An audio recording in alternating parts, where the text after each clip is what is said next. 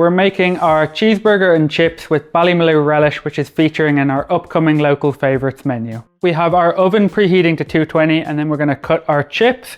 I'm chopping the potatoes into about 1 centimetre fries here. Going to give them a drizzle of oil and then season with salt and pepper. And these are going to go into the oven for 25 to 35 minutes. And make sure to turn your chips halfway through the cooking time to make sure they're all nice and crispy.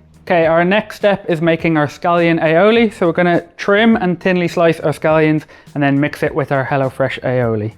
We're going to start making the burgers. So we're going to start by adding our Worcestershire sauce to the bowl, breadcrumbs, mustard, beef mince, salt and pepper. I'm going to roll it up using my hands and then flatten it. Next, we're going to add our burgers on to fry.